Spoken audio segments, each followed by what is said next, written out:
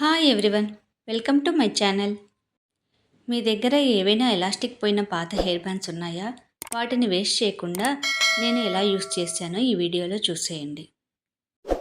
ఈ హెయిర్ బ్యాండ్లోని మెటీరియల్ని యూస్ చేసి ఇలా ప్లెయిన్గా ఉన్న బెనారసీ బ్లౌజ్కు నేను డిజైన్ చేసుకున్నాను.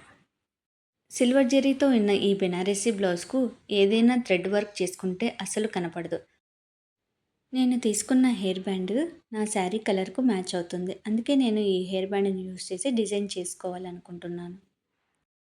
హెయిర్ బ్యాండ్ని కట్ చేసి ఫ్లవర్స్ అన్నింటినీ పక్కకు తీసి పెట్టుకుంటున్నాను. నేను ఈ బ్లౌజ్ డిజైన్ చేసుకోవడానికి ఓన్లీ ఫ్లవర్స్ని మాత్రమే యూస్ చేస్తున్నాను.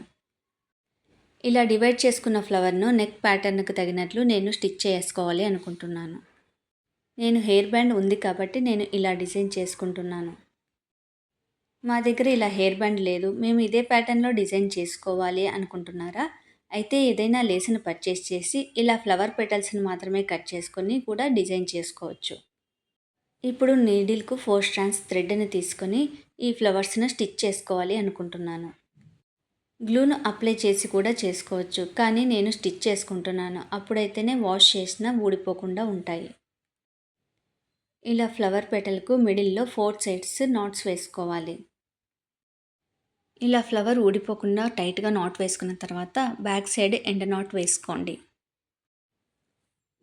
ఫ్లవర్ మిడిల్ పార్ట్ను ఏదైనా బీడ్తో కానీ కుందంతో కానీ స్టిక్ చేసుకోవచ్చు. నేను ఇక్కడ రెడ్ కలర్ కుందన్స్ని యూస్ చేసి మిడిల్ పార్ట్ను కంప్లీట్ చేసుకుంటున్నాను.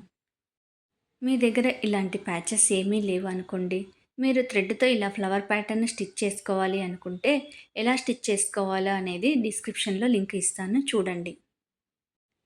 సేమ్ ప్యాటర్న్లో మిగిలిన ఎడ్జెస్కి కూడా అదే విధంగా ఫ్లవర్స్ని స్టిచ్ చేసుకోవాలి.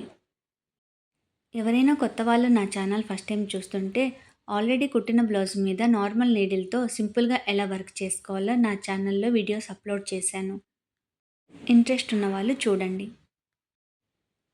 ఇలా ఫ్లవర్స్ అన్ని స్టిక్ చేసుకున్న తర్వాత మిడిల్ పార్ట్ను ఇలా కుందన్స్తో స్టిక్ చేసుకొని కంప్లీట్ చేసుకుంటున్నాను. ఇలా ప్యాచెస్ రెడీగా ఉన్నాయంటే జస్ట్ 5 మినిట్స్లోనే ఇలా స్టిక్ చేసి బ్లౌజ్ను డిజైన్ చేసుకోవచ్చు. పాత హెయిర్ బ్యాండ్ని యూస్ చేసి ఇలా వర్క్ చేయడం ఎలా ఉందో కామెంట్ చేయండి. మీకు నచ్చితే లైక్ చేయండి. కొత్త వాళ్ళు ఎవరైనా ఫస్ట్ టైం నా వీడియోస్ చూస్తుంటే నా ఛానల్లోని వీడియోస్ మీకు నచ్చితే సబ్స్క్రైబ్ చేసుకోండి. Thank you for watching.